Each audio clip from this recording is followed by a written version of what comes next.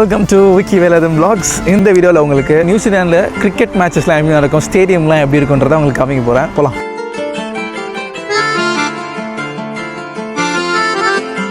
இவன் யார் அப்படி இருக்கான்,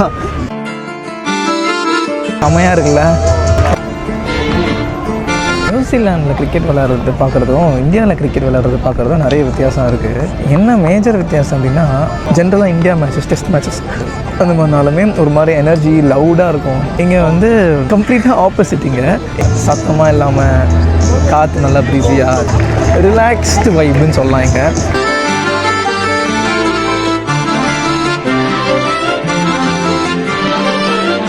அந்த மூணு பாலை அந்த ஹோல்குள்ளே போட முடியல.